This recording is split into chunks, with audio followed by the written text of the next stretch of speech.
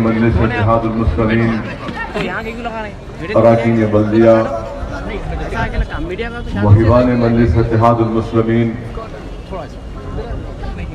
बुजुर्गान मिल्लत पसे पर्दा बैठकर सुनने वाली मेरी इज़्ज़तदार और माँ और बहनों, अज़ीज़ान मिल्लत, मजलिस इत्तेहादुल मुस्लिमीन की जानिब से आज टीगलकुंटा हैदराबाद में झारखंड में जिस बर्बरियत के साथ तबरेज़ अंसारी का कत्ल हुआ, तबरेज़ अंसारी के उस कत्ल के खिलाफ और वतन अजीज हिंदुस्तान में हुजूमी तशद्दुद या जिसको अंग्रेजी में मॉब लिंचिंग कहते हैं, उसके जरिए से जो वाक़यात आए दिन पेश आ रहे हैं, उसके खिलाफ सदाए एहतजाज बुलंद करने के लिए आज का ये जलसा मुनक्कद किया जा रहा है। अजीज दोस्तों और बुजुर्गों, तबरेज़ अंसारी की मौत, उसके वाक़यात तो आपने जरूर पढ़े होंगे, मगर सबसे अहम बात यह है कि 23 मई को जब पार्लिमानी इलेक्शन के नतीजे आए, जिसमें हिंदुस्तान की आवाम ने बीजेपी को इख्तिदार दिया, दोबारा हिंदुस्तान के वज़ारत उज़्मा के अजीम ओहदे पर नरेंद्र मोदी फायज हुए। 23 मई के बाद से आज की तारीख तक 8 लोगों को हुजूमी तशद्दुद या मॉब लिंचिंग के जरिए उनकी मौत हुई है, बल्कि उनका कत्ल किया गया। और मैं आपको याद दिलाना चाहता हूं कि पिछले 4 साल से बराबर मैं इस बात को दोहरा रहा हूं और फिर आपको याद दिला रहा हूं कि हमारे वतन हिंदुस्तान में, भारत में, इंडिया में मॉब लिंचिंग खत्म नहीं होगी, ये जारी रहेगी। मैं जब कभी भी यह बात कहता था तो मेरे मजलिस के रुफ़ा, मेरे दोस्त मुझसे सवाल करते थे कि आखिर किस बुनियाद पर आप ये कह रहे हैं कि खत्म नहीं होगा। मीडिया में बहुत से सहाफी हैं जो बार बार मुझ पर टीवी पर सवाल करते कि वजीर आजम ने कई मर्तबा इसके बारे में कहा और उसकी मजम्मत की, कंडेम किया, और असदुद्दीन ओवैसी तुम क्यों कहते हो कि खत्म नहीं होगा? ये इसलिए खत्म नहीं होगा क्योंकि हमारे मुल्क में मुसलमानों के ताल्लुक से जो नफरत जहन में भर दी गई है, जो जहर भर दिया गया है, और वही नफरत और जहर का नतीजा इन वाकयात में निकल कर आता है। किसने ये नफरत भरी? किसने एक इंसान के जहन में जहर घोल दिया मुसलमानों के ताल्लुक से? कौन है इसका जिम्मेदार? क्या इसका जिम्मेदार असदुद्दीन ओवैसी है? क्या इसका जिम्मेदार मजलिस इत्तेहादुल मुस्लिमीन है? क्या इसका जिम्मेदार हिंदुस्तान के बावकार बाइज्जत मुसलमान है? पिछले कई सालों से मुसलमानों के खिलाफ जो झूठा प्रोपेगेंडा किया गया, जो मुल्क में आम लोगों के जहनों में यह बात डाली गई कि ये लोग इस तरह के हैं, ये है, फुला है, और नतीजा आपने देख लिया। मुसलमान पैदा होता है। दिल्ली के एक मशहूर मौलाना ने अच्छी बात कही। मौलाना दहलवी ने कहा कि जब मुसलमान पैदा होता है तो कहते हैं देखो ये आबादी में इजाफा कर रहा है। उसके मोहल्ले में स्कूल नहीं खोला जाता तो मदरसे में डालते हैं गरीबी की वजह से, तो कहते हैं देखो ये मदरसे दहशतगर्दी के अड्डे हैं। जब नौकरी को निकल कर जाता है तो कहते हैं नहीं, तासुबियत का मजारा होता है कि नहीं मिलेगी तुमको नौकरी। और जब किसी तरह से जिंदगी गुजार कर जब इस दुनिया से रुखसत हो जाता है तो कहते हैं देखो मरे तो भी इसको जमीन की जरूरत है। ये किसने कहा? ये जिस हजरात ने ये बात कही है वो तमाम जिम्मेदार हैं। जिस तंजीम ने ये प्रोपेगेंडा किया वो जिम्मेदार है। और सबसे ज्यादा जिम्मेदारी आयद होती संघ परिवार के ऊपर कि इनका लिटरेचर, इनकी किताबें उठाकर पढ़ो आप। गोलवालकर की किताब उठाकर पढ़ो आप। दीनदयाल उपाध्याय ने क्या लिखा थ्योरी ऑफ इंटीग्रल ह्यूमनिज्म में, मुसलमानों के बारे में क्या लिखा वो पढ़ लो उठाकर आप। बीजेपी के वेबसाइट पे दीनदयाल उपाध्याय के थ्योरी ऑफ इंटीग्रल ह्यूमनिज्म के बारे में लिखा गया।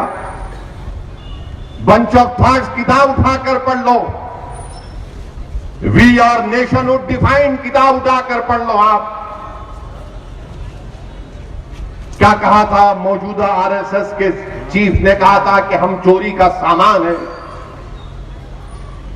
किसने कही थी ये बात?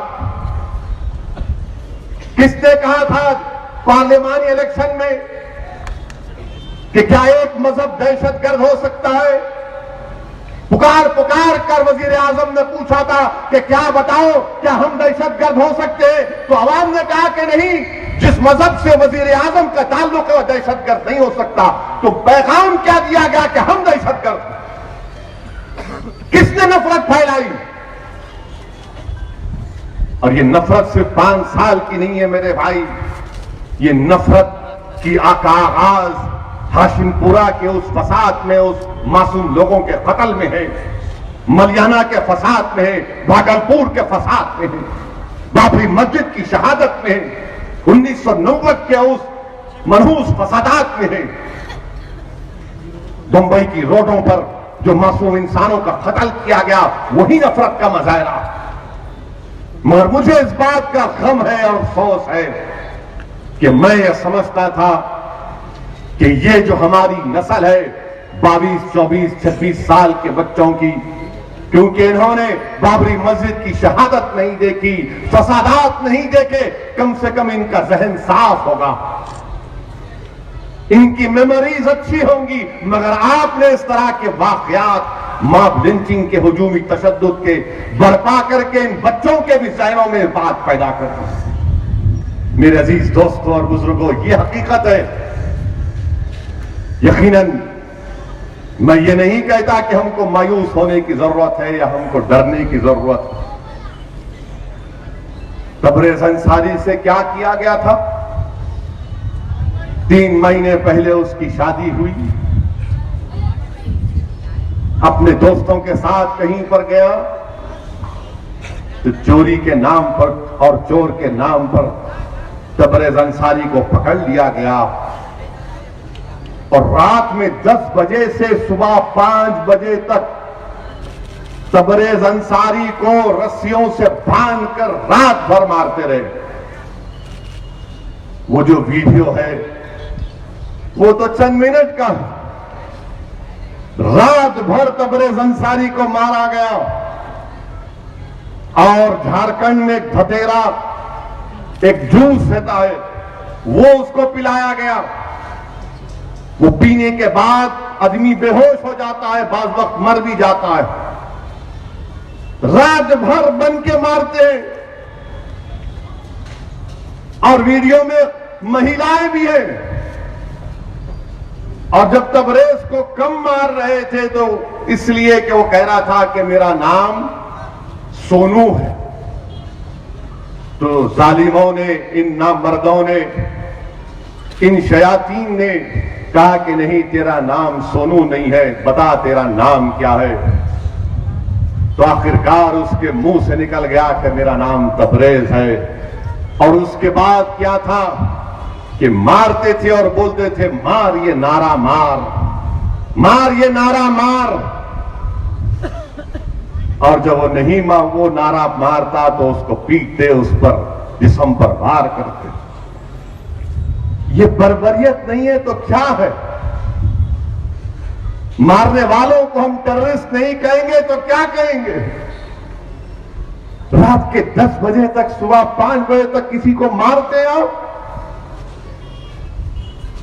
और वो जूस पिलाते हैं, धतेरा धोतेरा कुछ नाम है उसका। और सुबह 7 बजे जब पुलिस आकर पुलिस स्टेशन लेकर जाती है, लॉकअप में डाल दिया जाता है। शाइस्ता जो उसकी बीवी थी, अब बेवा हो चुकी है, वो अपने रिश्तेदार के साथ पुलिस स्टेशन जाती है। तो हस्बे रिवायत हजरत पुलिस ने कहा कि भाग जाओ वरना तुम्हारी भी हड्डी पसली तोड़ देंगे। कोई बीवी अपने शौहर को पुलिस स्टेशन में उस हाल में देखकर नहीं जाती घर को, वो बाहर पुलिस स्टेशन पर ठहर रहती है। तबरेज की मां आती है और दोनों दोबारा पुलिस स्टेशन में जाते हैं। तो ये सोनू मंडल जो रात भर पीट रहा था तबरेज को, वो पुलिस स्टेशन में घुसता है और घुसकर कहता है कि तू किस मिट्टी का बना है, तो अब तक जिंदा क्यों नहीं, मर क्यों नहीं गया? ये हमारी बहन पूछती है कि कौन है ये? तो तबरेज पुकार कर कहता है, ये वही लोग हैं जिन्होंने मुझे रात भर रस्सियों से बांध कर मारा था। पुलिस कुछ नहीं करती, वो धमकी देकर चला जाता है और पुलिस उल्टा तबरेज के ऊपर चोरी का केस, हमारे मुकद्दर में लिखा हुआ है कि अगर चोरी का नहीं तो टेररिस्ट का केस डाल दो। दोनों बनता है मुसलमान के ऊपर। यह पैगाम, ये जहर भर दिया गया कि चोर नहीं तो टेररिस्ट है। और उसके बाद दवाखाने को लेकर जाते हैं, डॉक्टर भी फिरका परस्त। इस जालिम को मालूम के रात भर पीटने के बाद को इतनी चल नहीं सकता, तो डॉक्टर कहता है कि नहीं, थोड़ा मरहम पट्टी ठीक है। जेल को लेकर गए तो जेल में हर मुजरिम कैदी को जब जेल में दाखिल होता तो उसका चेकअप कराते। ये कह रहा है बेचारा कि मैं मार खाया हुआ हूं, जेल में भी जहर, क्योंकि तबरेज अंसारी उसका नाम है। तो जेलर ने समझ लिया कि मुजरिम है, चोर है। और जेल में फिर क्या हुआ? इतनी रात भर मारने के बाद यकीनन कोई इंसान इस मार को ताब नहीं ला सकता, मौत हो गई उसकी। और फिर हिंदुस्तान में, वतन अजीज में जब बात आगे बढ़ना शुरू हुई, लोगों को मालूम होना शुरू हुआ, तो फौरन सब लोग मजम्मत करना शुरू कर दिए। हम उनसे पूछना चाहते हैं कि क्या आप जिम्मेदार नहीं है इस जहर के? क्या आप जिम्मेदार नहीं है मुसलमानों के खिलाफ नफरत पैदा करने के लिए? क्या आप जिम्मेदार नहीं है कि जो मुसलमान दिखता चोर है, जो मुसलमान दिखता टेररिस्ट है, जो मुसलमान को पकड़कर मारा जाता है, बोलते हैं कि नारा मारो जेएसआर का, नारा मारो बीएम का, नहीं मारे तो मारो पीटो उसको। किसने जहर पैदा किया? मेरे अजीज दोस्तों और बुजुर्गों, याद रखो नौजवानों, शाइस्ता तुम्हारी बहन भी है, शाइस्ता तुम्हारे भाई की बेवा भी है, तबरेज तुम्हारा भाई है, तबरेज तुम्हारा बेटा है, तबरेज हमारा भाई है।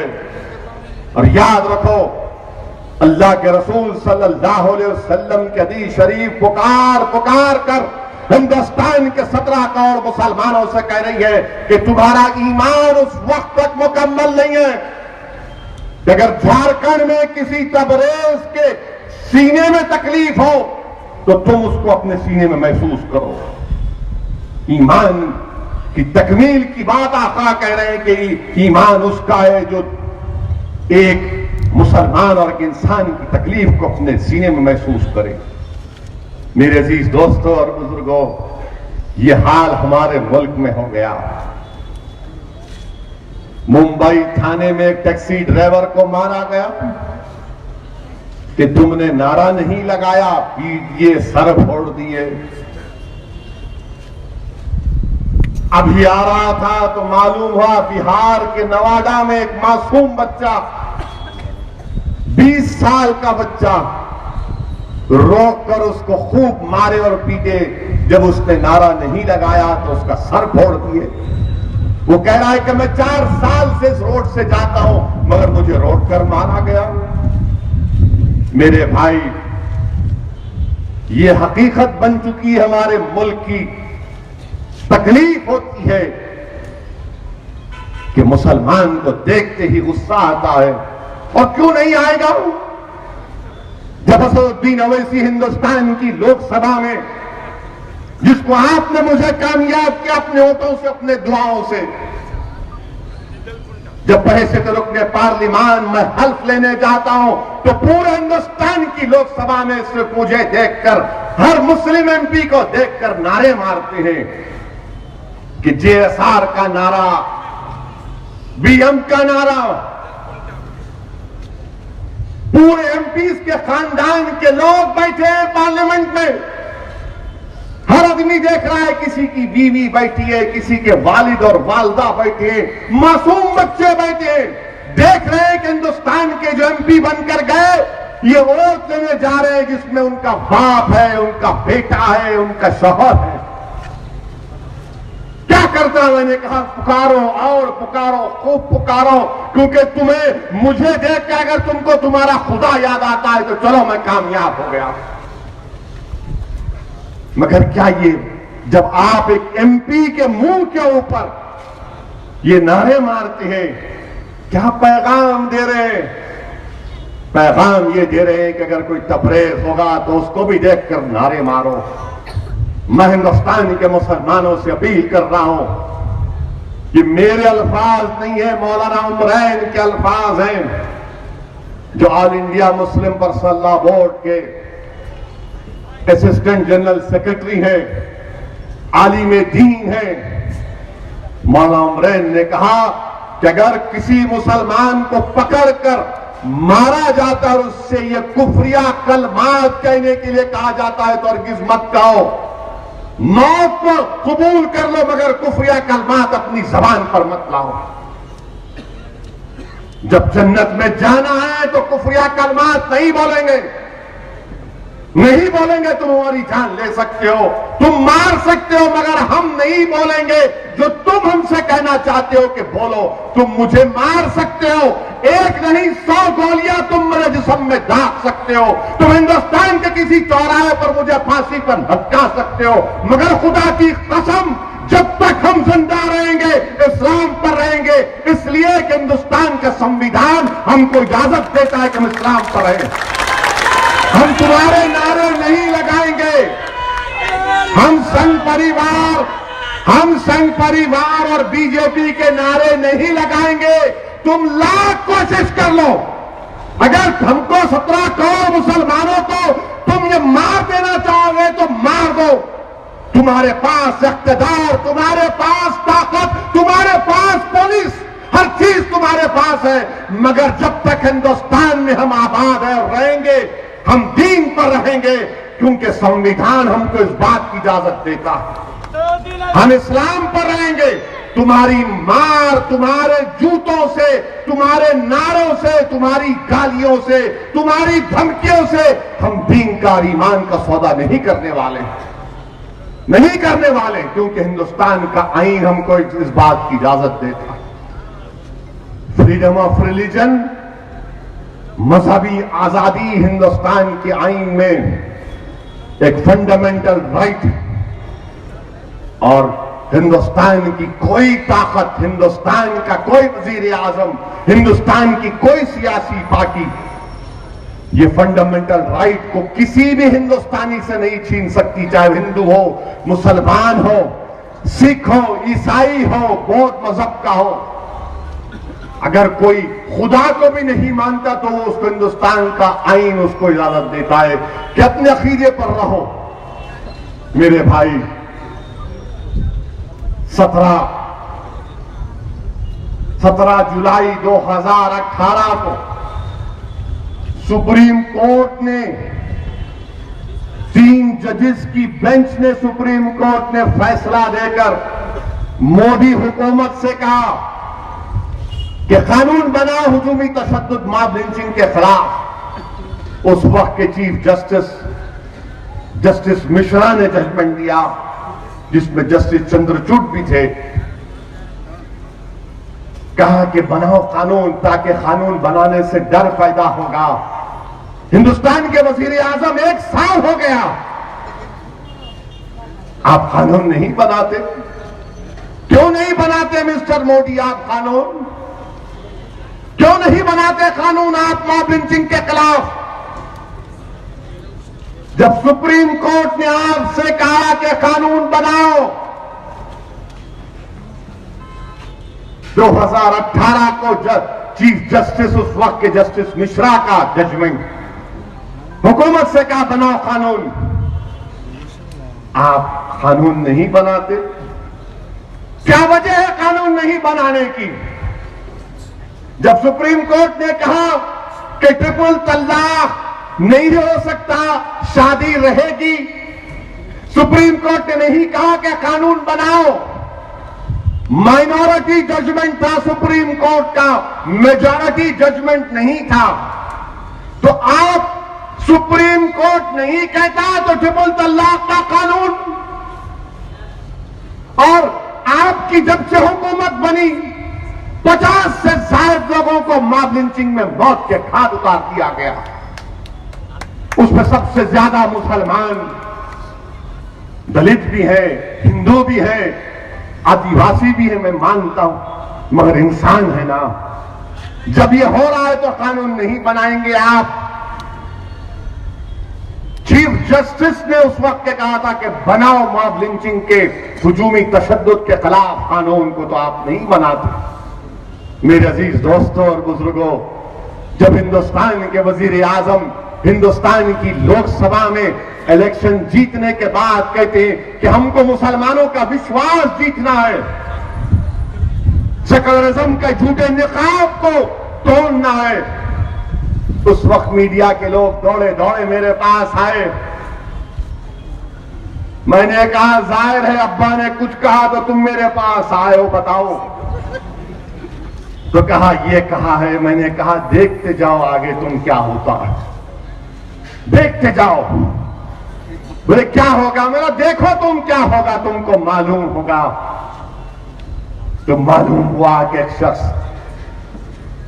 नमाज की टोपी पहनकर जा रहा था, गुरुग्राम में थप्पड़ मारकर उस पर हमला किया गया।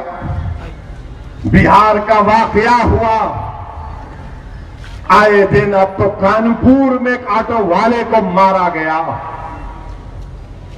कानपुर के सदर खाजी ने निकलकर आवाम को समझाया और हालात का कंट्रोल कर लिया। कितने वाकयात हो रहे हैं, मगर कानून नहीं बनाना चाहते। क्यों नहीं बनाना चाहते? हम हिंदुस्तान के वजीर आजम से पूछ रहे हैं, आखिर क्या चीज है जो आपको रोक रही है? कानून क्यों नहीं बनाते आप? कल पार्लियामेंट में आधार का कानून अमेंडमेंट लाया गया, तरमीम लाई गई, और तरमीम इसलिए लाई गई, मैंने पार्लियामेंट में कहा कि जितने टेलीकॉम के बड़े बड़े कंपनियां उनको फायदा पहुंचाया जाए, जितने प्राइवेट बैंक हैं उनको फायदा पहुंचाया जाए। अरे आप उनके लिए काम कर रहे जो गरीब पिट रहा है, जो मर रहा है, उसके उनके मदद के लिए, उनके बचाव के लिए आप कानून नहीं बनाएंगे मिस्टर मोदी? ये कौन सा आपका सबका विश्वास की आप बात कर रहे हैं? कौन सा सबका विश्वास की आप बात कर रहे हैं?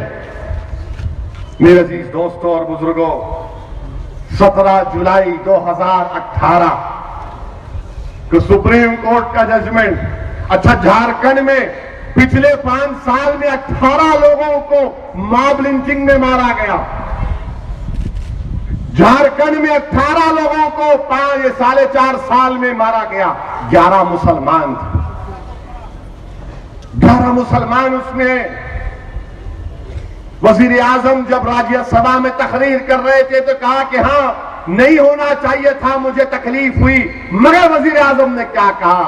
झारखंड को बदनाम मत करो। और मेरी इस बात को नोट करके रख लो। आज आप अक्टूबर के महीने में जब झारखंड के असेंबली के इलेक्शन होंगे तो हिंदुस्तान के वजीर आजम जब एक इंतखाबी रैली से मुखातिब होंगे तो कहेंगे, भाइयों बहनों, झारखंड को बदनाम किया जा रहा है। झारखंड की अस्मिता, झारखंड की इज्जत नफ्स का हवाला देंगे मोदी। देखना आप क्यों झारखंड को बदनाम किया जा रहा है, ताकि झारखंड के लोगों में एक जज्बात पैदा किया जाए। हिंदुस्तान के वजीर आजम ने जो 18 मॉब लिंचिंग के वाकयात हुए, सरकार किसकी है? आपकी सरकार है, आपकी पार्टी की हुकूमत है। इतने वाकयात कैसे हो सकते हैं बताइए आप? वही जहर जो भर दिया गया, नफरत जो पैदा कर दी गई, जो 50 साल से जो वाकयात हो रहे हैं, नफरत डाल डाल कर, और 5 साल में तो उरूज पर चले गए। मैंने हिंदुस्तान की पार्लियामेंट में खड़े होकर वजीर आजम के सामने इस बात को कहा कि आप अगर जीतते, आपको अगर कामयाबी मिलती हिंदुस्तान के नेशनलिज्म के नाम पर, हिंदुस्तान के नेशनलिज्म पर अगर आपको कामयाबी मिलती तो अच्छी बात होती। मगर आपको हिंदू नेशनलिज्म की कामयाबी के ऊपर आपको कामयाबी मिली। आपने हिंदू नेशनलिज्म को मुद्दा बनाया। 2 फर्क हैं, हिंदू नेशनलिज्म अलग है, इंडियन नेशनलिज्म अलग है। इंडियन नेशनलिज्म जो है उसमें सब मजहब आते हैं। ये हिंदुत्व की नेशनलिज्म, बल्कि हिंदू नहीं बल्कि हिंदुत्व नेशनलिज्म। आज भी हिंदुस्तान में हमारे हिंदू भाई सेकुलर हैं और रहेंगे, मगर ये जो हिंदुत्व नेशनलिज्म है, ये हिंदुत्व नेशनलिज्म को फरोग दिया मिस्टर मोदी ने। महाराष्ट्र के वर्धा में तकरीर करके कह दिया, कौन टेररिस्ट है बताओ भाइयों बहनों। तमाम ने पुकार पुकार कर कहा कि हम नहीं है। हम पूछना चाहते हैं वजीर आजम से, क्या ये लोगों को आप टेररिस्ट बोलेंगे जिन्होंने तबरेज अंसारी को मारा? नहीं बोलेंगे। बल्कि झारखंड के एक मिनिस्टर हैं अर्बन डेवलपमेंट को, कह रहे हैं कि ओवैसी बदनाम कर रहा है झारखंड को। ठीक है मिनिस्टर साहब, अब आऊंगा, रांची को आऊंगा इंशाअल्लाह ताला। जब बदनाम तुम करने की बात कर रहे हो जो झूठ है, मैं झारखंड को नहीं बदनाम कर रहा हूं, बल्कि तुम्हारी हुकूमत इन जालिमों को, इन शयातीन को, इन नामर्दों की फौज को तुम नहीं पकड़ सक रहे, जिससे पूरा मुल्क बदनाम हो रहा है। ये संघ परिवार के जालिमों की इन हरकतों की वजह से अक़वाम मुत्तहिदा के ह्यूमन राइट्स काउंसिल में बात चली गई। वैसे तो हिंदुस्तानी में शर्मिंदा हूं, तकलीफ है कि हमारे मुल्क की बात किसी गैर मुल्क में की जा रही है। और वजीर आजम कहते हैं कि मैं 4.5 साल में $5 ट्रिलियन की इकॉनमी बनाऊंगा हिंदुस्तान को। वजीर आजम, हिंदुस्तान $5 ट्रिलियन की इकॉनमी आप कैसे बनाएंगे जब 17 करोड़ मुसलमानों के ताल्लुक से नफरत पैदा कर दी गई, ये जहर कर दिया गया कि मुल्क $5 ट्रिलियन की इकोनॉमी कैसे बनेगा जब हर महीना किसी को मारा जाता है, गोश्त गाय के गोश्त के नाम पर मारा जाता है, नारा नहीं लगाए मारते हैं, दाढ़ी है मारते हैं, सर पे टोपी है मारते हैं। क्या पैगाम दिया जा रहा है वतन अजीज में, बताइए आप। हम भी चाहते हैं कि हिंदुस्तान सुपर पावर बने, चीन से ज्यादा ताकतवर हिंदुस्तान बने, मगर सुपर पावर कब बनेंगे? $5 ट्रिलियन की इकोनॉमी कब बनेगी? 9% इकोनॉमिक ग्रोथ कब आएगा? जब अक़लियतों को उनकी जान, उनके माल और उनके इबादतगाहों का तहफ़्फ़ुज़ होगा। मेरे अजीज दोस्तों और बुजुर्गों, तकलीफ इस बात की है कि वजीर आजम महात्मा गांधी के 150 साल मनाने जा रहे हैं। गांधी के 150 साल और गांधी के मुल्क में अंसारी को इस तरह मार दिया जाता है। गांधी के 150 साल मनाने जा रहे हैं, सर पे टोपी है, JSR का नारा नहीं लगा पीट दिए, BM का नारा नहीं लगाए पीट दिए। गांधी के 150 साल मनाए जा रहे हैं और हिंदुस्तान की लोकसभा में मुस्लिम MP जब हल्फ लेने जाता है तो हमको देखकर नारे लगाए जाते हैं। गौर गांधी के 150 साल मनाए जाते हैं। वाह, क्या खराज अकीदत पेश कर रहे हैं महात्मा गांधी को हम तमाम हिंदुस्तानी। क्या इसीलिए हमने अंग्रेजों से इस मुल्क को आजाद करवाया था? क्या क्विट इंडिया मूवमेंट जब हुआ, क्या हमने अपनी जानों को कुर्बान नहीं किया? क्या जब सन 57 की जंग आजादी शुरू हुई तो क्या यही अंसारी के आबो अजदाद ने फैसला नहीं दिया, फतवा नहीं दिया अंग्रेजों के खिलाफ?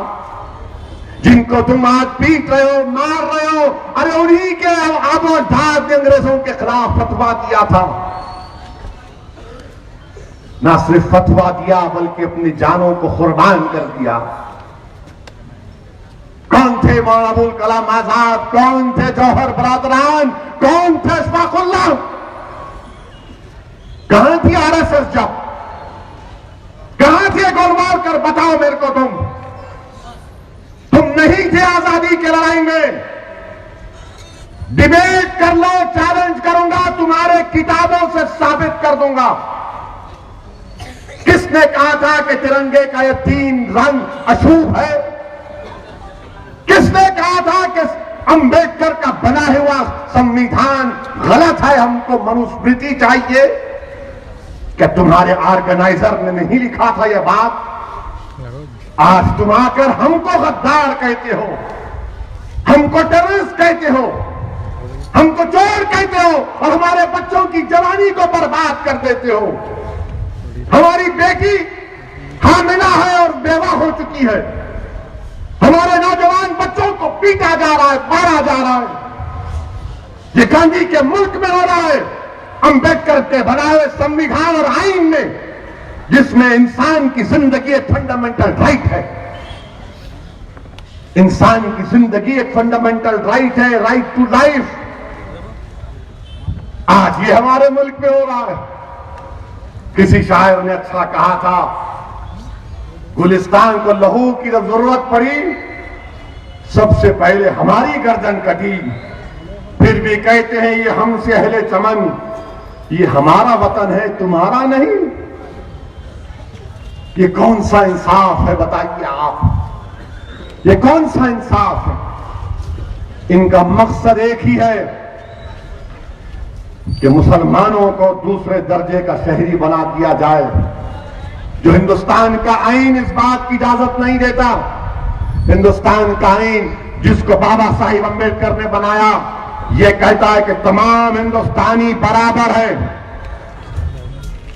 जब मैंने कहा था कि हम किराएदार नहीं, बराबर है, हम अपना हिस्सा चाहते हैं, तो पूरे टीवी चैनलों ने 2 दिन मेरा अख्देसानी किया। और जब तबरेज को मारा गया, कौन नफरत फैला रहा है? टीवी चैनल पर जाते ही मुझसे पूछते हैं और वैसे ही तुम खौफ पैदा कर रहे हो। मैं खौफ को खत्म करने वाला हूं। नहीं, तुम खौफ पैदा करो। मैंने कहा हां, मैं खौफ पैदा कर रहा हूं, अल्लाह का खौफ पैदा करने की कोशिश कर रहा हूं और तुम्हारा डर निकालने की कोशिश कर रहा हूं। तुम खौफ पैदा कर रहे हो। जिस तरह तबरेज का वीडियो कोई देखेगा इंसान, चाहे वो हिंदू हो या मुसलमान हो, दलित हो या ईसाई हो, बौद्ध मजहब का हो या हमारे सिख भाई हो, अगर इंसानियत जिंदा होगी तो उसका कलेजा मुंह को आ जाएगा कि क्या हो रहा है। अफसोस होता है उस वीडियो को देखने के बाद कि महिलाएं खड़ी हुई है और कुछ नहीं कहती, खामोश बैठी है महिलाएं। रात की 10 बजे से सुबह 5 बजे तक मार मार मार। याद रखो, तुमने तबरेज अंसारी को नहीं मारा, तुमने हिंदुस्तान की जंग आजादी में जिन मुजाहिदीन ने हिस्सा लिया, तुमने उनको मारा है। तुमने रात वगैरह तबरेज को मारकर उससे कहा कि मार, ये नारा तुमने हिंदुस्तान के संविधान की, आइन की, कॉन्स्टिट्यूशन की धज्जियां उड़ाई। तुम हिंदुस्तान के दुश्मन हो जिन्होंने तबरेज को मारा। तुम हिंदुस्तान के दुश्मन हो, तुम पाकिस्तान के एजेंट हो, तुम ISI हो, तुम आईसिस हो, तुम शैतान की औलाद हो, तुम खबीस हो, नामर्द हो। मेरे भाई, ये इतने बहादुर हैं ये लोग कि एक को पकड़कर 12-12, 15-15 मारते हैं। शेर को पिंजरे में बंद करके चूहा भी अपने आप को शेर समझता है, याद रखो। मेरे अजीज दोस्तों और बुजुर्गों, मगर मैं फिर से आपसे अपील कर रहा हूं, ईमान का सौदा नहीं करना। मेरी आवाज अल्लाह जहां तक पहुंचाए, वतन अजीज के हर कोने में अल्लाह पहुंचाए। मैं हर नौजवान से, हर अपनी मां और बहनों से कह रहा हूं कि अपनी औलाद को सिखाओ कि खुदा ना खास्ता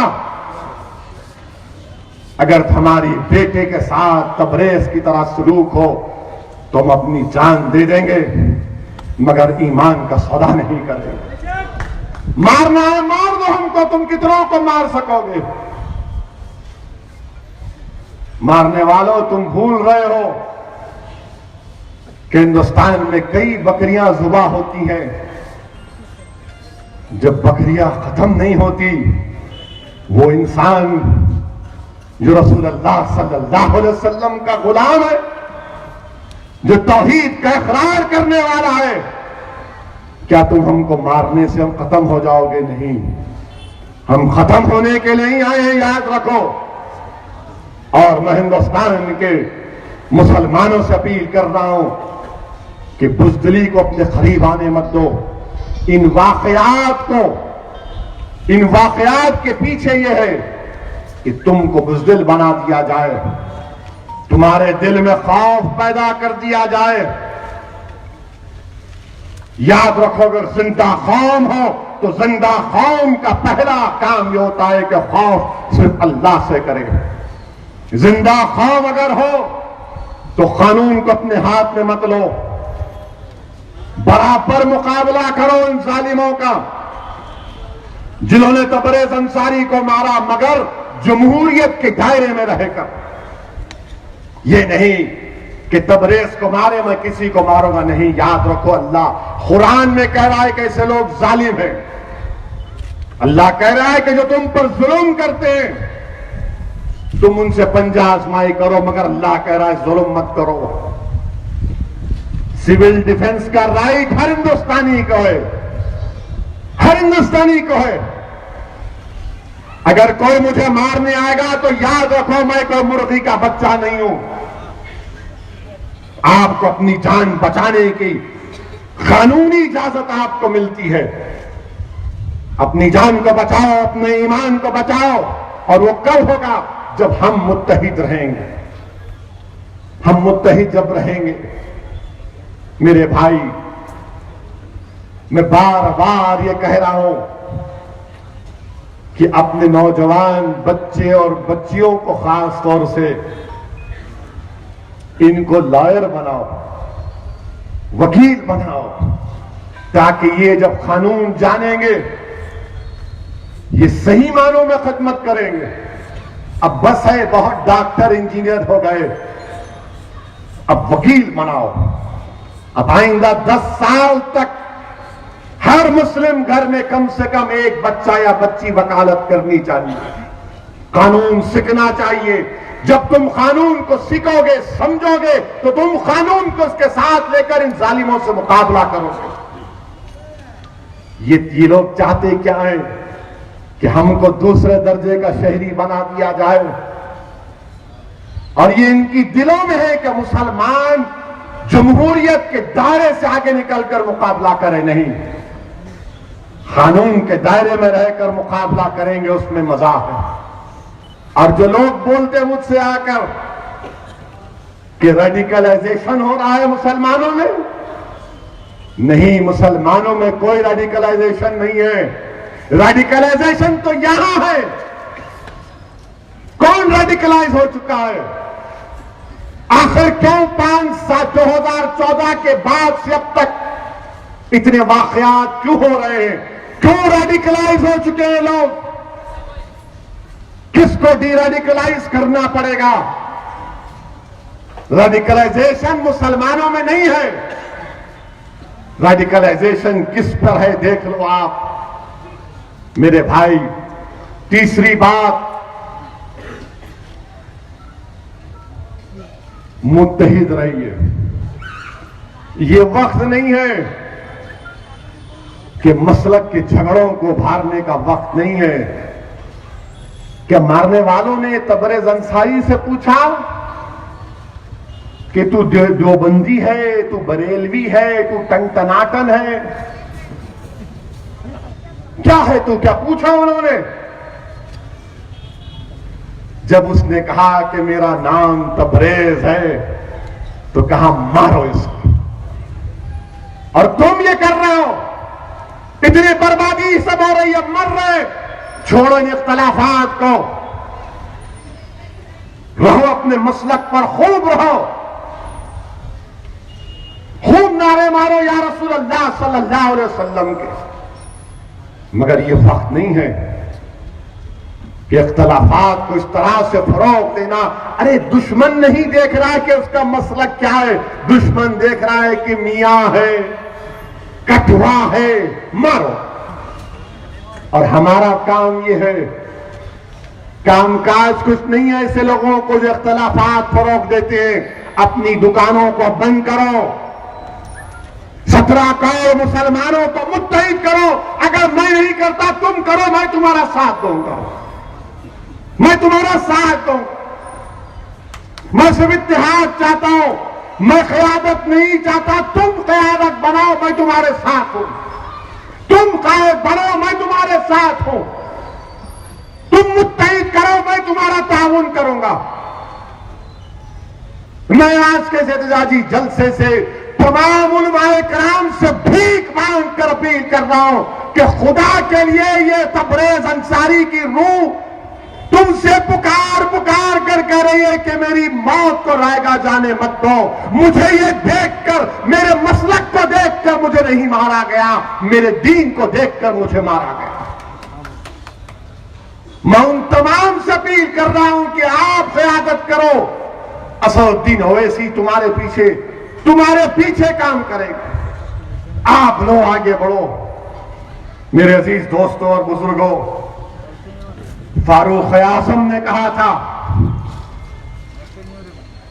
कि क़यादत से इज्तिमाइयत पैदा होती है और इताअत और फरमाबरदारी से क़यादत मजबूत होती है। ये फारूक आज़म ने कहा था। और रसूलुल्लाह सल्लल्लाहु अलैहि वसल्लम ने क्या फरमाया था? आका ने 1400 साल पहले कह दिया कि अल्लाह बड़ी जमात का साथ देता है। मेरे अजीज दोस्तों और बुजुर्गों, अपने महल्लों में, अपने गली कूचों में, अपने गांव में बनाओ अच्छे लोगों की क़यादत को। मिल्लत के मसाइल को हल करो। मगर हमारा मामला ये है, चाकू मारेंगे, दहेज के नाम पर किसी के बाप की बेटी को घर से निकालेंगे। कोई घूर के देखा तो मारेंगे। अरे खुदा को राजी करो, खुदा को राजी करो। अल्लाह फरमा रहा है कि मेरी रहमत से मायूस मत हो, मस्जिदों को आबाद करो।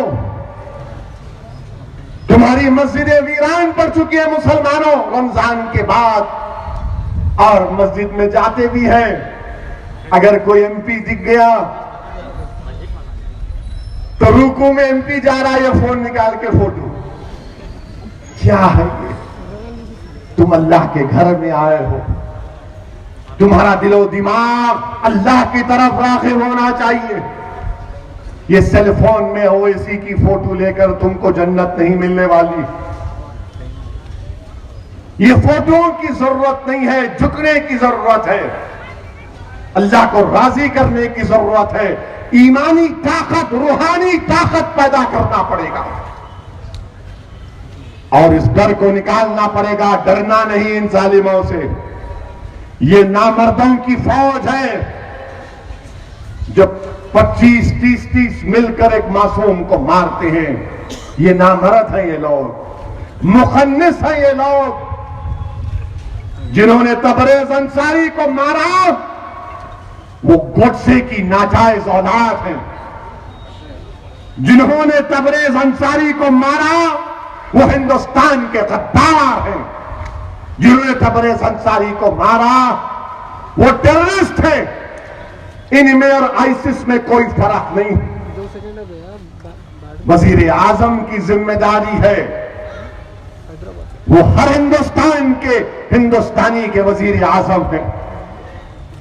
वजीर आजम अगर आपको भोपाल में आपका एक एमएलए बैट लेकर जब किसी को मारा तो आपने कहा मुझे अच्छा नहीं लगा, आपकी पार्टी उसको नोटिस देती है। वजीर आजम आपने झारखंड के चीफ मिनिस्टर से क्यों नहीं पूछा कि बताओ चीफ मिनिस्टर ये क्यों हो रहा है तुम्हारे पास? 5 साल में 18 बार लिंचिंग के। जब बैट लेकर मारता है तो वजीर आजम आप उसको गलत कहते हैं, मगर ये इंसान की जान जा रही है। मुझे पकड़कर रात भर मारकर मुझसे कहा जा रहा है कि नारा मार, नारा मार। हम हिंदुस्तान के वजीर आजम से मुतालबा कर रहे हैं कि आप हिंदुस्तान के संविधान और आईन की जो जिम्मेदारी है उसको निभाना पड़ेगा। आपने हिंदुस्तान के आईन पर, कॉन्स्टिट्यूशन पर, संविधान पर आपने ओथ लिया, उस जिम्मेदारी को आपको निभाना पड़ेगा। इख्तिलाफात मेरे आपके जमात के रहेंगे, कोई जरूरी नहीं है कि हम आपको वोट दें, नहीं देंगे हम आपको वोट इंशाअल्लाह, मगर जिम्मेदारी आपकी है, कॉन्स्टिट्यूशनल जिम्मेदारी आपकी है। और ये क्यों होता है सिर्फ बीजेपी के रियासतों में? क्यों होता है बीजेपी के रियासतों में? दिल्ली में एक मंदिर पर हमला हुआ, मैंने उसकी मजम्मत की, मैंने कहा कि यह हिंदुस्तान की खूबसूरती जो उसकी डाइवर्सिटी है, उसका प्लुरलिज्म, उस पर हमला है। पकड़ो उन जालिमों को जिन्होंने मंदिर पर हमला किया, उनको सजा दिलाओ। कोई किसी की इबादतगाह पर हमला नहीं कर सकता, कोई कानून अपने हाथ में नहीं ले सकता। तो कई सहाफी मुझे पार्लियामेंट में पूछे, अरे ओवैसी आपने कंडेम किया?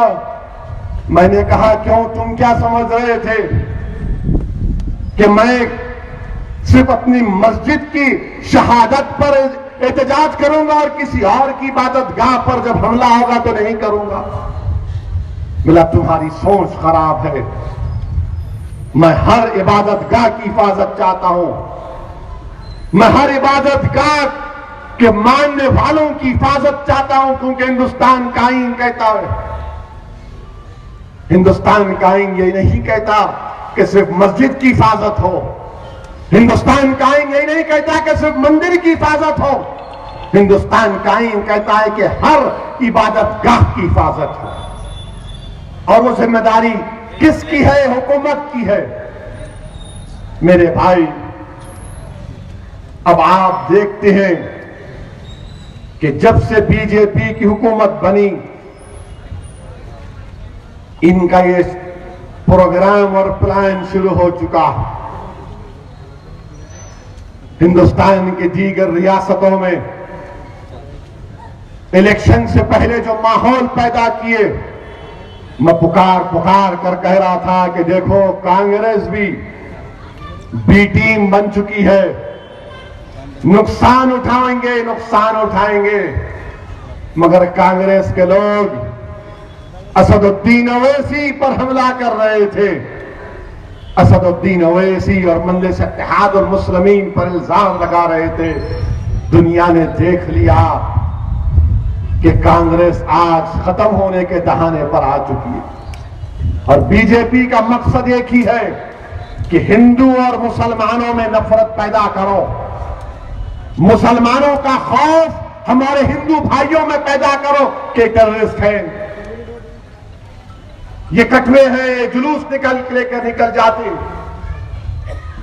मेरे भाई, बीजेपी की साजिशों में उसको नाकाम करना, आरएसएस की साजिशों में उसको नाकाम करना है, और बड़े बहादुरी के साथ हमको इनकी साजिशों को नाकाम करना है। इसका हरगिज़ मतलब यह नहीं है कि अंबरपेट की मस्जिद को हम भूल जाएंगे, नहीं भूलेंगे इंशाअल्लाह ताला। अंबरपेट की मस्जिद के ताल्लुक से मैंने एक मर्तबा नहीं, कई मर्तबा मैंने मुलाकात की चीफ सेक्रेटरी से, तमाम चीफ मिनिस्टर से। मैं जानता हूं बीजेपी क्या करना चाहती है, और मैं मजलिस के मुखालिफिन से भी कह रहा हूं, मुखालिफत करो, इलेक्शन में तुमने नतीजा देख लिया, मगर याद रखो, अगर तुम मजलिस की मुखालिफत में इतना आगे बढ़ जाओगे तो जो मकसद है उसमें आप और हम उसको हासिल करना। मेरे अजीज दोस्तों और बुजुर्गों, बीजेपी अब कहती है कि अब तेलंगाना में हम अपनी हुकूमत बनाएंगे। 4 जीते तो बोले अब हो गया, अब हम 19% वोट मिला हमको, अब हम हुकूमत बनाएंगे। चीफ मिनिस्टर तेलंगाना चंद्रशेखर राव, ये भी बड़े कट्टर हिंदू हैं। अगर मोदी 2 मंदिर को गए तो चंद्रशेखर राव 6 को जाते। अगर मोदी गुफा में गए तो चंद्रशेखर राव पहाड़ों में चले जाते। तो बीजेपी जानती कि चंद्रशेखर राव कट्टर हिंदू है, तो हिंदुइज्म के नाम पर केसीआर को नहीं हरा सकेंगे, क्योंकि हर थोड़े दिन को केसीआर यागना करते। उनका अकीदा है, उसमें कोई बुरी बात नहीं, अच्छा भी है। इनको समझ में नहीं आता कि इससे क्या करें। मैंने चीफ मिनिस्टर से भी कहा कि आप के हिंदुइज्म में और बीजेपी के हिंदुत्व में जमीन आसमान का फर्क है। हम हिंदुइज्म के हिंदुओं के खिलाफ नहीं थे, ना कभी रहेंगे। हम हिंदुत्व के खिलाफ थे और रहेंगे इंशाअल्लाह ताला। हम सावरकर के खिलाफ थे और रहेंगे इंशाअल्लाह ताला। हम अपने हिंदू भाइयों के खिलाफ ना कभी थे, ना इंशाअल्लाह कभी रहेंगे। तो चंद्रशेखर राव को तो नहीं हरा सकते, तो अब इनको क्या करना? मिसाल के तौर पर सितंबर आएगी तो अमित शाह बोलेंगे 17 सितंबर को निजाम की हुकूमत खत्म हुई, क्यों नहीं मनाते? खुशी मनाओ, कौन रोक रहा तुमको? मुझे देखते कि अमित शाह पार्लियामेंट में बोले वो रजाकार। अरे अमित शाह, आप हिंदुस्तान के होम मिनिस्टर हैं, मैं आपसे मुखातिब होकर कह रहा हूं, सुनो, जो रजाकार थे वो पाकिस्तान चले गए, जो वफादार थे वो मजलिस इत्तेहादुल मुस्लिमीन, जो रज़ाकार थे वो पाकिस्तान चले गए, जो वफादार थे वो हिंदुस्तान में हैं, जो वफादार हैं वो सुबह क़यामत तक रहेंगे, जो वफादार हैं रहेंगे। तुम मॉब लिंचिंग के नाम पर भी मारते जाओ, हमको खत्म कर दो, मगर हिंदुस्तान में रहेंगे। तुम एक को मारोगे तो 1000 खड़े होंगे इंशाअल्लाह ताला, तुम 2 को मारोगे तो हजारों खड़े होंगे और तुमसे जमहूरी तरीके से मुकाबला करेंगे। मुझे देखते ही जेएसआर का नारा, मुझे देखते ही रजाकार, अरे मैं रजाकारों से मेरा कोई ताल्लुक नहीं है, मेरा ताल्लुक वफादारों से है, मेरा ताल्लुक अल्लामा फजल खैराबादी रहमतुल्लाह अलैह से है, मेरा ताल्लुक रेशमी रुमाल की तहरीक चलाने वाले वफादारों से है, मेरा ताल्लुक सन 57 की जंग आजादी में जिसमें आरएसएस के लोग का नामो निशान नहीं था, वो उलेमाओं जिन्होंने अपनी जान दे दी, मेरा ताल्लुक उनसे है। और मेरे अजीज दोस्तों और बुजुर्गों, मैंने किसी एक आलिम दीन की जबान से सुना कि एक चरवाहा था, अपनी बकरियों को चरा रहा था, भेड़िया आया, उस चरवाहे ने भेड़िए को भगाया, उस भेड़िए ने उससे इंसानी जबान में मुखातिब होकर कहा कि तू अपने बकरियों को क्यों चरा रहा है, जाओ ना, एक अल्लाह का रसूल आया है जो एक अल्लाह की इबादत की दावत देता है, जा उनके पास जा। तो वो चरवाहा बोला कि तू इंसानी जबान में बात कर रहा है? बोले हाँ। बोले मैं चला जाऊंगा तो तू मेरे बकरियों को खा लेगा? तो भेड़िया कहता है नहीं, तू जाके आ, मैं इनकी हिफाजत करूंगा। तो उस आलिम दीन ने, उस मर्द मुजाहिद ने, उस अहले बैत के खानदान के चश्मो चिराग ने, उस शेखुल इस्लाम ने कहा, उनकी जबान के अल्फाज ये थे कि हम दुनिया में रहकर इस दुनिया के भेड़ों को देख रहे हैं, अगर हमारी नजर अल्लाह उसके रसूल पर पड़ जाएगी तो वो हमारे लिए काफी है। मेरे अजीज दोस्तों और बुजुर्गों, अल्लाह को राजी करना है और अल्लाह हमारे लिए काफी है, अल्लाह हमारे लिए काफी है। अल्लाह हिसाब किताब करेगा। तबरेज अंसारी से अगर बीजेपी इंसाफ नहीं करेगी इस दुनिया में तो उस दिन अल्लाह इंसाफ करेगा, और इंशाअल्लाह ताला इस दुनिया में भी इनको रिस्वाई मिलेगी। इख्तिदार किसी के पास ज्यादा दिन रहने वाला नहीं है।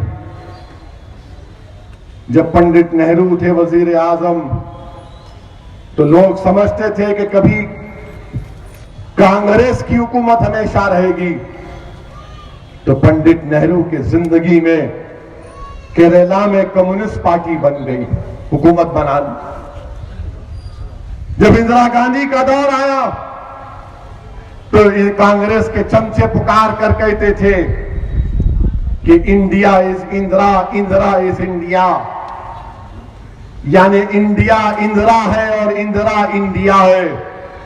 उनका इख्तिदार खत्म हुआ, अब मोदी आए हैं तो ये लोग कहते हैं बीजेपी के लोग, ओवैसी साहब अब तो 10 साल रहेंगे हम। मैंने कहा बाबू कल सुबह मैं नहीं मालूम मैं जिंदा रहूंगा नहीं रहूंगा, तुम्हारा क्या गारंटी बताओ। अरे तुम 10 साल भी रहोगे तो ये दीवाना तुमसे मुकाबला करता रहेगा।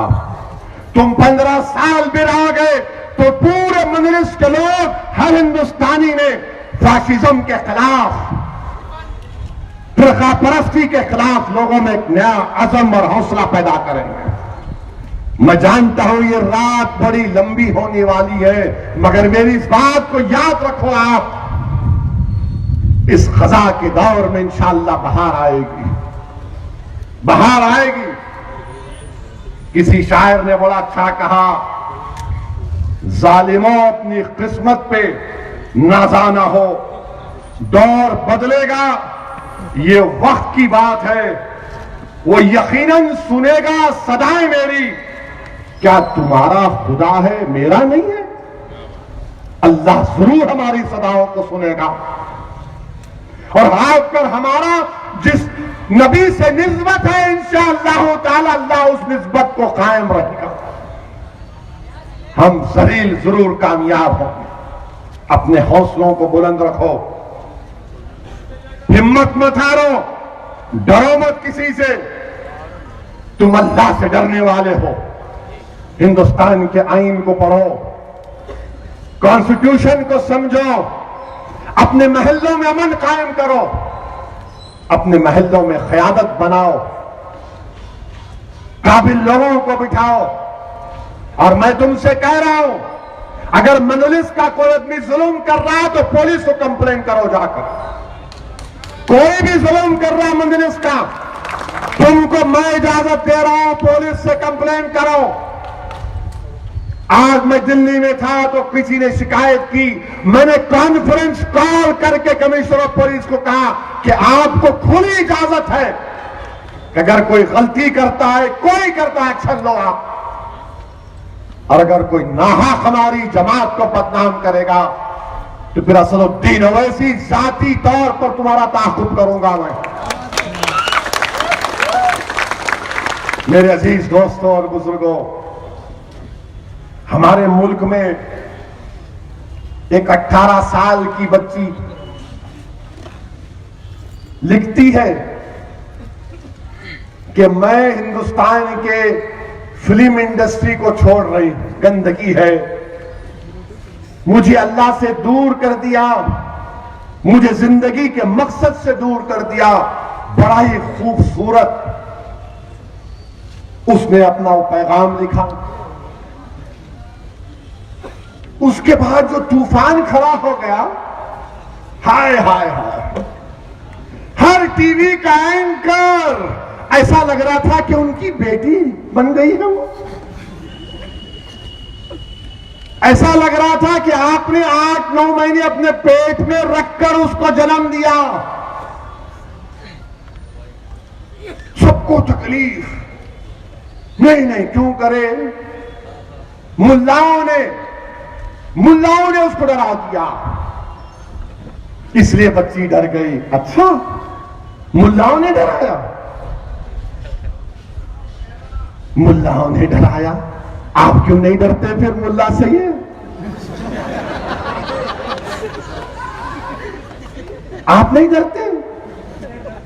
अरे 18 साल की बच्ची है, वो किसी से भी शादी कर सकती है। अगर वो बोलेगी कि मैं एक इससे शादी करूंगी, कोई रोक नहीं सकते आप, कानून इजाजत देता। मेरे पास कई केसेस आते हैं हफ्ते में। कई माँ बाप बोलते हमारा बच्चा कर लिया, हमारी बेटी कर ली। मैं बोला मैं क्या कर सकता हूं? मैं आप कुछ करो। बोला मैं माफिया दान नहीं हूं, मैं वोट डाले तो जीत के आता हूं। एक तो ऐसा वाकया हुआ, एक बच्चा किसी बच्ची से शादी कर लिया, इश्क किया। अब मेरे पास घर को आया और उन्हें आके बैठा रहा, उनके वालिद साहब भी अंदर आए, चप्पल निकाले, कमीने तू यहां बैठा हुआ। वो बोला नहीं अब्बा इनका नहीं आया। बोले इनका नहीं क्यों आया? बोले इनको वोट डालो ना अब्बा। क्यों डाला? तो बोले अब्बा आप ही बोले ना जाके डालना। बोले तू नाक कटा दिया। बोले नहीं अब्बा शादी कर लिया। मेरे को उनके अब्बा बोले असद साहब देखो आशिकी करके शादी कर लिया। मैंने कहा चीचा ये 5G का जनरेशन है, आपका हमारा जनरेशन BSNL का था, उठा के 2 3 मिला। ये जनरेशन जो है 4G 5G का है। जिप बोले की फेसबुक। मेरा गलती आपकी। बोले मेरी क्या गलती है? मेरे बेटे के सामने आप तौहीन कर रहे। मेरा आप इसको बिठा के समझाना था बचपने से। इसको अपने करीब करना था, इसको अपने दिल से लगाना था। अगर आप इसका दिल जीत जाते, और मिला इंसान है, दिल आ जाता, क्या करते? बोले अरे मेरा नहीं आया ना। मैं बोला चीचा, आपका हमारा दिल ही नहीं था, ये बच्चे दिल वाले हैं, समझा करो इनको। तो खैर, इसका हरगिज मतलब नहीं है कि तुम घर से निकलकर दौड़ के शादी करना। अम्मा है तुम्हारी, याद रखो नौजवानों, एक माँ और बाप की बड़ी ख्वाहिश होती कि मेरे मरने से पहले मेरी बेटी की अच्छी घराने में शादी होना। हर बाप और माँ की ख्वाहिश होती कि मेरे दुनिया से जाने से पहले मेरे बेटे की अच्छी जगह पे शादी करना। जो भी फैसला करो अपने माँ बाप को राजी करो, उसमें बरकत रहती है, उसमें अल्लाह राजी होता है। मगर कानून है, अब ये बेचारी बच्ची लिख दी हर टीवी चैनल पर, नहीं नहीं नहीं ऐसा नहीं होना था। तो क्या होना था? नहीं, उसने क्यों लिखा ये?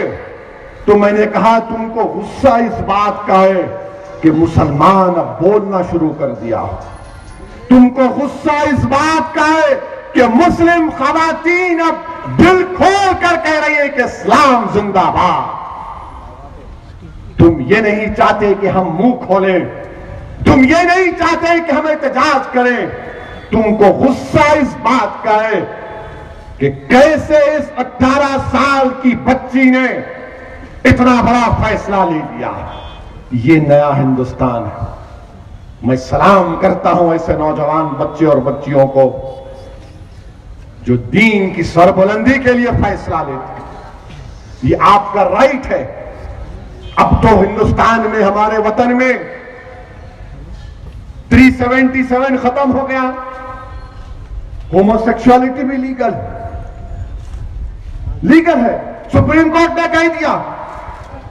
सुप्रीम कोर्ट ने एक और बात क्या कही कि चॉइस, पसंद फंडामेंटल राइट है। चॉइस फंडामेंटल राइट है। जब 18 साल की बच्ची ने अपने चॉइस को इस्तेमाल किया और कहा कि फिल्म इंडस्ट्री में मेरा दिल नहीं लगता, मुझे मदीने वाले आका की याद आती है, मुझे अल्लाह से दूर हो गई, मैं वापस जाना चाहती। इनको गुस्सा आ गया। अच्छा, इनको कौन पसंद है? टॉनिक पीने वाला, इनको वो पसंद है। मेरे से पूछते लोग, आप नहीं करते? मेरा नहीं, मैं कुत्ते का पेशाब नहीं पीता। फिर क्या पीते? रूह अफ़ज़ा। बोले वो क्या होता? मेरा कभी साथ बैठो। इनको नहीं पसंद जो टॉनिक पीते हैं, जो बीवी रखकर अपना मुंह काला करते औरतों के साथ, इनको वो पसंद। इनको ड्रग्स देने वाले पसंद, क्योंकि ये मॉडर्निटी है। जो वजह में आप बुर्का पहनते, मेरे से वाकया हुआ, सुना तो आप। अब घर को जाना है, नहीं मालूम क्या होगा। सुनो, एक बहुत बड़े सहाफी आए मेरे घर को, उनकी मोहतरमा, उनकी बेगम साहिबा भी आए, हमारे घर में मिले, खाना खिलाए। बोले बिरयानी वाला खाओ। बिरयानी के हम तो बोला छोटे की बड़े की जो भी हर है अवेलेबल है, सारा बिरयानी हलीम पाया, खिलाया उनको। उसके बाद बोले असद साहब, आपकी बेगम से मिलना है। दरवाजे के पीछे से आवाज आई, खाना खा लिए, इनकी बेगम से मिल लिए, इनकी सूरत देखना नहीं है, रास्ता वो है, जाओ। अब वो बोला ये, बोला यस। और तुम कुछ नहीं बोल रहे? बोला इस वास्ते हम दिल, घर की जो माहौल है यहां आके बड़ास निकालते हम लोग। बोले क्या बात है? बोला हाँ, ये ऐसे ही माहौल है हमारे घर में। जितने हमारे एमएलए एमपी हैं पूरे घर में सुनते, बाहर आके हाँ क्या हो रहा, किधर, हाँ, घर में कुछ भी नहीं, सब जितने हैं पूरे यहाँ पे सब मालूम मेरे को। एमआईएम नहीं, बेगम जिंदाबाद बोलो। कोई बुरी बात नहीं है, कोई बुरी बात नहीं है।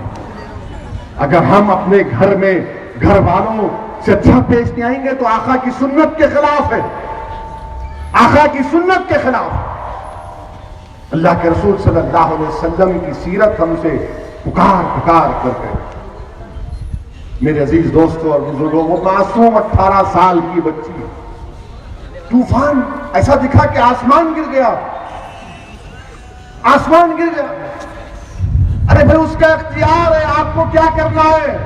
नहीं वो फिल्म स्टार नहीं है, हाँ है भाई, उसको मुबारक। नहीं उन्हें नहीं करा रहे, उसको मुबारक। वो कर रहा है, करो। ये बच्ची पसंद नहीं आई उसको, उसने कहा कि नहीं पूरा नहीं, उसको कोई डराए, उसको ये फंडामेंटलिस्ट लोग डरा दिए, एक्सट्रीम लोग डरा दिए। अरे आप चाहते क्या है हमारे से? क्या हम अपने दीन को छोड़ दें? क्या हम अपने चेहरों से दाढ़ियों को मिटा दें, सर से टोपी को निकाल लें? क्या हम अपने दीन को, उसकी अजमतों को भूल जाएं? क्या हम कुरान करीम को अल्लाह का कलाम ना माने? नाउजुबिल्लाह। क्या चाहते तुम लोग? मेरे भाई, उस बच्ची ने हम तमाम को आईना दिखाया कि उसने अपने शोहरत के उरूज पर उसने कहा कि जो मजा रसूल अल्लाह की गुलामी में है, जो मजा अल्लाह की इबादत में है, इस दुनिया की शोहरत में नहीं है। नौजवानों देखो इसको, ये दुनिया चंद दिन की है, खत्म होने वाली है। ये दुनिया चंद दिन की है, खत्म होने वाली है। याद रखो, यहां पर कोई ज्यादा दिन जिंदा रहने नहीं आया। वक्त हर एक का तय है, मगर मैं आपसे अपील कर रहा हूं कि अपने हिम्मतों को और अपने हौसलों को बुलंद रखो। अपने बच्चे और बेटियों को, बेटों को और बेटियों को कानूनदां बनाओ, लॉयर बनाओ, लॉ की डिग्री दिलाओ, खूब पढ़ाओ। और फिर जब बात तालीम की आई, आज बजट पेश हुआ, तो बजट पेश हुआ तो मीडिया के लोग बोले कि हमेशा बजट जो होता था, मिनिस्टर जब आता था तो वो पार्लियामेंट जाने से पहले अपना बैग दिखाती हूं, इसमें बजट, वो तरीका है। अब के बार वो नहीं था, चाहे बहरहाल कुछ नाम बोले, क्या कि याद नहीं आ रहा मेरे। बोले कैसा था? अच्छा था। नहीं, मैंने कहा तुम्हारे को मालूम ये लफ्ज बजट कहां से आया? बोले कहां से आया? बोलो। मेरा फ्रांस का वर्ड है, ये फ्रेंच वर्ड है, निकाल दो इसको भी। लफ्ज बजट फ्रेंच वर्ड, बजट तो आ गया। मुबारक हो बीजेपी के वोटरों को, 1-1 रुपया पेट्रोल डीजल पे इजाफा हो गया। मुबारक हो आपको। आपने हर मोदी बोला और आपको 1-1 रुपया बढ़ गया पेट्रोल डीजल पे। अब डालिए, अब आप खूब डाले ना, दिल खोल के डाले आप। 1-1 रुपया पेट्रोल पे, डीजल पे 1 रुपया बढ़ गया। अच्छा, ये मुख्तार अब्बास नकवी बीजेपी वाले बोले थे कि हम हर साल 1 करोड़ मुसलमानों को स्कॉलरशिप देंगे। मैं टीवी जिस चैनल पे आता था, वो चैनल पे गया था जिसमें एक मोहतरमा थी, उन्होंने इंटरव्यू लिया था मोदी का, कहा था कि आप में इतनी ताकत कहां से आती है, आप कौन सा टॉनिक पीते? वो मोहतरमा ने मुझसे सवाल किया कि देखो 1 करोड़ स्कॉलरशिप का, मैंने कहा आप कभी पढ़े बजट का डॉक्यूमेंट? कितने पैसों की जरूरत पड़ती उसमें? 1800 करोड़ का इजाफा करना पड़ेगा। दो आप नहीं मोदी जी बोल दिए सबका साथ, सबका विकास, सबका विश्वास। अब ओवैसी साहब आपको डर हो रहा, मतलब मैं को डर हो रहा। हम तो बिन ब्रेक की गाड़ी है, सिवाय अल्लाह के किसी से डरते ही नहीं। मैंने कहा ठीक है देखेंगे। कोई आप बोलो, मैं नहीं बोलता, मैं बजट आने दो बोलूंगा। आज बजट आया, मैं टेलीफोन मिलाया और टीवी के लोगों को, कहां है पाशाद रहना था कमान। बोले क्यों? मैंने जो तुम बड़े बोल रहे थे ना, सबका विश्वास, एक और मुसलमानों को स्कॉलरशिप मिलेंगी। बोले वैसे साहब जरा आज नहीं। मेरा अच्छा मालूम ना तुमको। बोले मालूम, आप हमेशा सही बोलते हो, आप फैक्ट्स पे बोलते। पिछले साल के जो जितना बजट था प्री मैट्रिक पोस्ट मैट्रिक का, उसमें हिंदुस्तान के वजीर आजम जो सबका विश्वास की बात करते, 80 करोड़ 80 करोड़ कम कर दिए उसमें। 80 crore pre matric post matric में कम कर दिए। 1 करोड़ देना तो छोड़ो, 80 करोड़ कम कर दिए। यानी जो सालाना 43-44 लाख अकलियतों को, माइनॉरिटीज को मिलता था, वो भी कम हो जाएगा। अब आप बताइए, बड़ी बड़ी बातें करते ये लोग, मोदी जी ने कर दिया, मोदी जी ने वो कर दिया। मेरा हम सब करेंगे आप, मगर पैसे नहीं देंगे। 80 करोड़ कम हो गए। हज सब्सिडी खत्म हुई तो कहा वो 500 करोड़ मुस्लिम बच्चियों की तालीम में देंगे। कहां के 500 करोड़? 5 करोड़ बुद्धि कौड़ी नहीं आई। ये बड़ी बड़ी इनकी बातें होती। बहरहाल अभी इंशाअल्लाह बजट में भी तकरीर होगी। कल पार्लियामेंट में आधार के ऊपर तकरीर हुई थी, तो मैंने अपने तकरीर के शुरुआत में कहा कि मोहतरमा चेयरमैन साहिबा, ये तो हलाला हो रहा। बोले हाँ हलाला? तो चेयर पर बैठी हुई चेयरमैन ने कहा कि मैं उम्मीद करती हूं कि आप हलाला के खिलाफ हैं। मैंने कहा इस्लाम में हलाला है ही नहीं। बोले क्या है? बाद में आकर बीजेपी के लोग बोले वो ऐसी तकरीर तो बड़ी दमदार थी। मैंने कहा हलाला कैसा था बोलो। चले जाते हैं लोग। मेरे भाई, इसीलिए कह रहा हूं कानून की डिग्री हासिल करो, बच्चों को लॉयर बनाओ, बच्चियों को लॉयर बनाओ। एक दीवाना जो एक लॉ की डिग्री लिया, मैं प्रैक्टिस भी नहीं करता हूं, अगर कोई प्रैक्टिस करेगा तो उसके इल्म में क्या इजाफा होगा, क्या इजाफा होगा। आज हिंदुस्तान के मुसलमानों को मुस्लिम लॉयर्स की जरूरत है। और ऐसा वकील नहीं होना खाली नोटरी कर रहे, कातिलों को बेल दिला रहे, नहीं। कॉन्स्टिट्यूशन का माहिर होना, आइन के माहिर होना, संविधान के माहिर होना, मुस्लिम पर्सनल बोर्ड के माहिर होना, शरीयत को जानने वाले और मानने वाले होना। ये आपकी जिम्मेदारी है कि आपको ये करना पड़ेगा, आपको ये काम करना पड़ेगा इंशाअल्लाह ताला। मेरे अजीज दोस्तों और बुजुर्गों, हमारी बहन तबरेज अंसारी की बीवी उस शाइस्ता के लिए खूब दुआ करो। झारखंड में मजलिस के सदर हुब्बान मलिक ने मजलिस इत्तेहादुल मुस्लिमीन की तरफ से तबरेज अंसारी के घर को जाकर 80,000 रुपए देकर आए। मैं हुब्बान मलिक का भी शुक्रिया अदा करता हूं। फौरन पहुंचे, मैंने कहा जाओ हुब्बान मलिक साहब आप जाओ। वो दौड़े दौड़े गए मजलिस के लोगों के साथ वहां पर। मेरे अजीज दोस्तों और बुजुर्गों, इस जलसे में मजलिस के बुजुर्ग बैठे हुए हैं। इंशाअल्लाह ताला जो ख्वाब आपने देखा था जमात के ताल्लुक से, मैं जब तक जिंदा रहूंगा अपने जमात के रुफ़ा के साथ इंशाअल्लाह ताला उन ख्वाबों को पूरा करने की कोशिश करूंगा।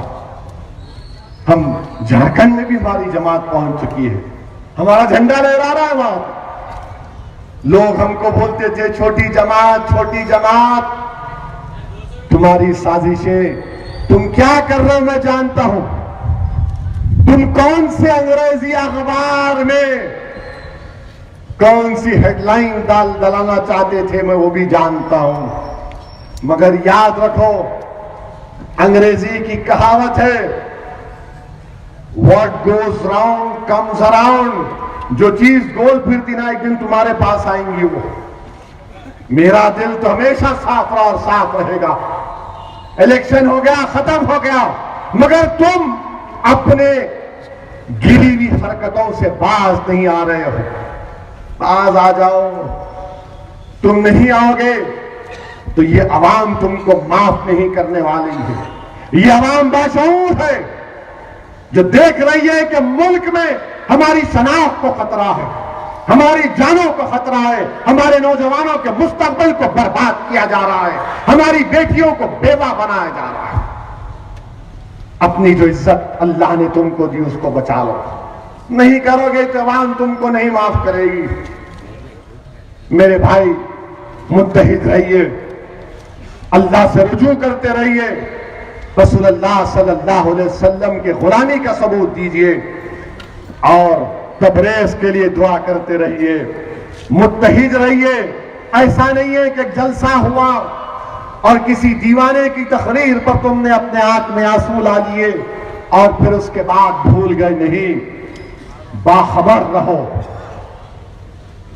खौफ को दूर करो, मुत्तहिद रहो, क़यादत को मजबूत करो, इज्तिमाइयत को आगे रखो, अपने महल्लों से बुराइयों का खात्मा करो और अगर कहीं पर भी कुछ खबर आई तो तहकीक करो और उनसे कहो कि पहले पुलिस पे कंप्लेन करें, कंप्लेन करके सोशल मीडिया पर डालें।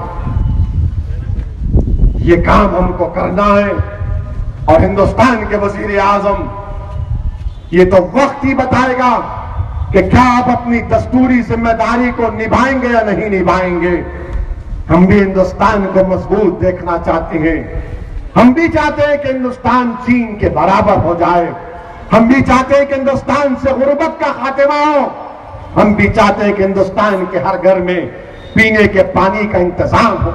हम भी चाहते हैं कि एनवायरमेंट साफ हो, मगर अगर एनवायरमेंट में मुसलमानों के खिलाफ नफरत घोल दिया जाएगा तो कहां का एनवायरमेंट साफ होगा।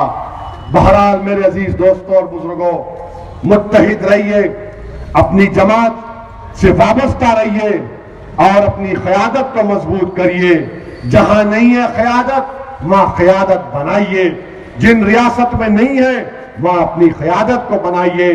मैं आपका साथ देने तैयार हूं। मुझे दौलत या इज्जत या शोहरत की जरूरत नहीं है। मेरे पास अल्लाह अपने नबी के सदक़े में इतना दिया है कि मैंने कभी अपने ख्वाब में भी नहीं सोचा था कि सऊदीन ओवैसी आज इस मुकाम पर खड़े होकर ये बात तुम्हारे से कर सकेगा। ये अल्लाह का करम है, सदका है नबी करीम सल्लल्लाहु अलैहि वसल्लम का।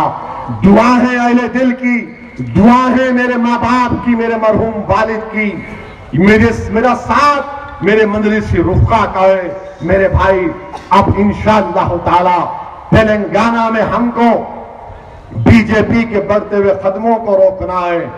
ये हर छोटी बड़ी चीज को गर्म करने की कोशिश करेंगे।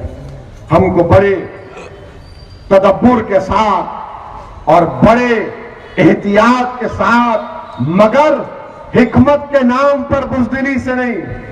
और हम तो हुकूमत से भी कह रहे हैं कि बीजेपी चंद्रशेखर राव से हिंदुइज्म पर मुकाबला नहीं करेगी। ये चुटपुट करते रहेगी। तो चुटपुट के वाकयात को इनको रोकना पड़ेगा। और अगर अच्छे पुलिस ओहदेदारों का तकर्रुर होगा, यकीनन आला ओहदेदार है शहर में और तेलंगाना में, मगर आला का मतलब यह है कि इंटेलेक्चुअल ऑनेस्टी होना इन लोगों में।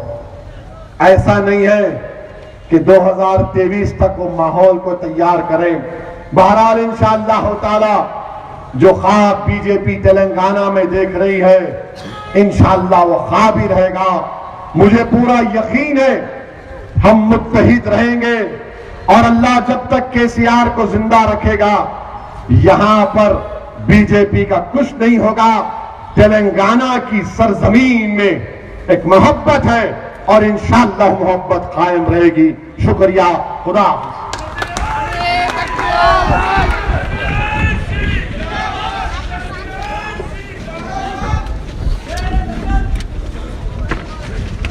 Doctor Syed's health centre. क्या आप किसी भी बीमारी से परेशान हैं तो अब फिक्र मत करिए, क्योंकि डॉक्टर सैयद जो बेहतरीन एलोपैथी प्रैक्टिस और खानदानी हर्बल ट्रीटमेंट से तमाम अमराज जैसे शुगर, पाइल्स यानी बवासीर, आर्थराइटिस यानी जोड़ों का दर्द, sex problems, leucorrhoea, liver disorders, jaundice, kidney stone, kidney fail, hair fall या कोई भी जनरल अमराज का कंप्लीट क्योर ट्रीटमेंट कर रहे हैं। तो फौरी डॉक्टर सैयद से रब्त पैदा करें और कम से कम अखराजात में इलाज का फायदा उठाएं। अपॉइंटमेंट लेने के लिए कांटेक्ट करें doctor Syed clinic, Salus diagnostic centre, besides D Mart, Hyderguda, Hyderabad. Contact 79893 76363।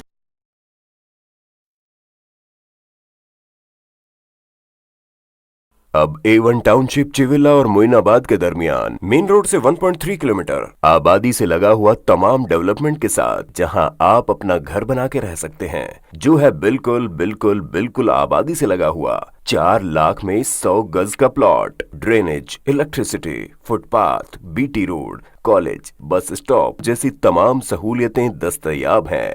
आपका ये छोटा सा इन्वेस्टमेंट आपका और आपके बच्चों का मुस्तकबिल बदल सकता है। मजीद मालूमात के लिए हमें कॉल करें। Address pillar number 235 opposite fishers department, Rajendra Nagar, Hyderabad. Contact 7799603838।